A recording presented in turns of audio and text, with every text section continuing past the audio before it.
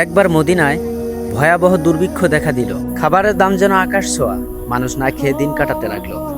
হযরত উসমান রাদিয়াল্লাহু তাআলার কাছে শাম থেকে 1000 উটের কাফেলা এলো। কাফেলাদের কাছে ছিল গম, খেজুর, তেল। ব্যবসায়ীরা দৌড়ে এলো, বলল, উসমান, আমরা দ্বিগুণ দামে সব কিনে নিব। উসমান রাদিয়াল্লাহু তাআলা বললেন, এর থেকেও দ্বিগুণ দাম দিয়েছে কেউ। ব্যবসায়ীরা রীতিমধ্যে অবাক। ব্যবসায়ীরা বললেন, কে দিয়েছে? আমরা তো 3 গুণ দেব।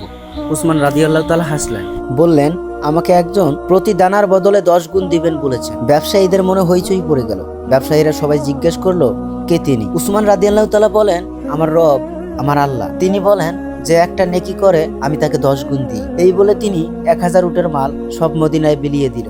সে কারো কাছ থেকে একটি টাকাও নিল না। সেই রাতেই নবী সাল্লাল্লাহু আলাইহি ওয়াসাল্লাম স্বপ্নে দেখলেন উসমান রাদিয়াল্লাহু তাআলা জান্নাতে হীরার মহলে ঢুকছেন। সকাল হলেই সাল্লাল্লাহু আলাইহি ওয়াসাল্লাম বললেন, উসমান, তুমি আজ যা করেছো তা আল্লাহ সঙ্গে সঙ্গেই কবুল করেছেন। তোমার জন্য জান্নাত ওয়াজিব হয়ে গেছে। আল্লাহর সাথে ব্যবসা সব থেকে লাভজনক। দুনিয়ায় 3 গুণ না, আখিরাতে 700 গুণ পর্যন্ত ফিরিয়ে দেন। সচ্ছল সময়ে সবাই দেয়, কিন্তু অভাবের সময় যে দেয় সেই আসল দানশীল। যে কোনো পরিস্থিতি আসুক না কেন, নিয়ত সচ্ছল রাখো। উসমান রাদিয়াল্লাহু তাআলা লাভ চাননি, আল্লাহর সন্তুষ্টি চেয়েছেন। রাসূল সাল্লাল্লাহু আলাইহি ওয়াসাল্লাম বলেন, সাদকা আল্লাহর রাগ ঠান্ডা করে আর অপমৃত্যু থেকে বাঁচায়। তো এই ভিডিও থেকে কি শিখলেন? যে দান সাদকা করে আল্লাহ তার কমিয়ে দেয় না, বরঞ্চ বাড়িয়ে দেয়। ব্যবসা করলে এমন ব্যবসা করুন, ধন সম্পদের আশায় নয়, আল্লাহর সন্তুষ্টির আশায়।